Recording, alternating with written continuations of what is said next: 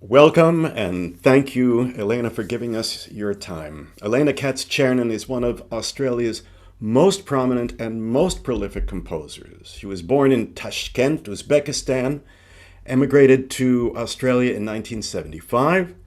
She has created works in nearly every genre. Among her many compositions are pieces for the Sydney and Melbourne Symphony Orchestras, the City of London Sinfonia, the Berlin Philharmonic, and the operas in Sydney, Berlin, Hanover, and Kassel, to name only a few. It is great to meet you, and thank you for giving us some time, Elena. It is great to meet you, Josh, as well. And thank you. It's my pleasure to be here. What inspired you to turn to Jewish themes? It's, I guess it's really fun for me to write from where I come from, where my heart is. I feel those themes. I have written a lot of music that may not have had the subject matter Jewish, but it had Jewish undertones. There are some intervals that I've used that people say, "Oh, that sounds Jewish." I'm not aware of it. It's, I guess, part of me, just as much as Russian flavor in my music as well. It's a kind of Jewish Russian flavor that's, I guess, embedded in me. And it's hard to say why. I was born Jewish, so I guess that's why.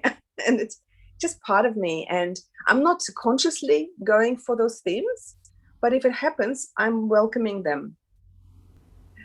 In my childhood, what was encouraged was atheism that was taught at school, and religion was not at all encouraged or even allowed. So that was not at all part of my life. My parents were not religious. I was not religious. But in Russia, I was not brought up like that. Although my grandparents spoke Yiddish, and especially when they didn't want us to understand what they were saying, they spoke Yiddish. I remember that. I said, "What is that language?"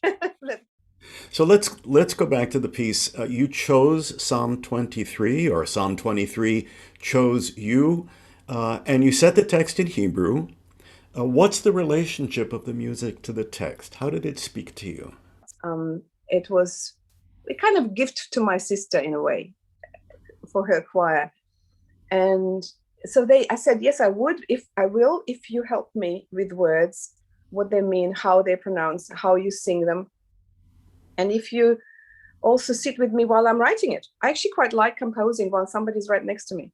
And I had few ideas before, and then we could sort of shift it and point it in the right direction when the new section came. So that's why it's kind of sectional. And there's always a switch at some point, and something goes slower, something goes faster, something is a bit more turbulent and more emotional, something less emotional. And my music is emotional. Well, this setting certainly has a very strong pulsation to it, and a rather rapid tempo, and then goes into a faster tempo, and then back to the rapid tempo, which seems so different from most of the settings of Psalm 23 that we're familiar with, the most famous perhaps being Bernstein's setting in the second movement of his Chichester Psalms, a very slow and lyrical and pastoral setting. Yours is full of energy. Can you speak about that? Well, I guess my music is energetic often. Sometimes people say, what do you want from your music that the audience takes away? And I always think uplifted. And that's one thing. And the other thing, I want people to be moved as well, and somehow the way to get there in some ways for me is through the pulse.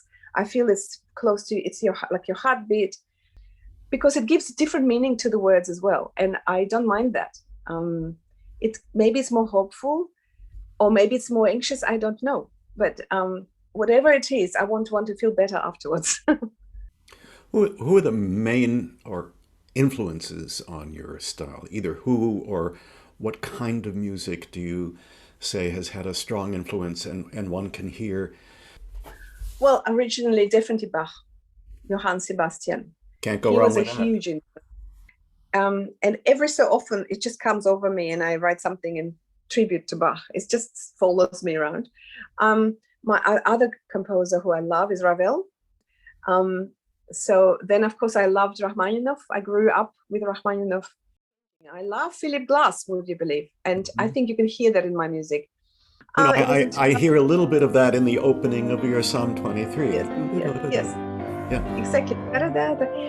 Yeah, he's an incredible composer. So that's Is there anything else you'd like to add to our not just listeners?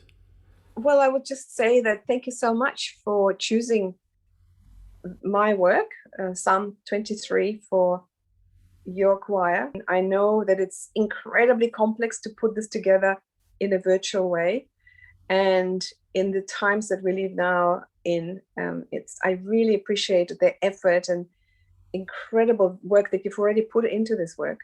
And I'm grateful.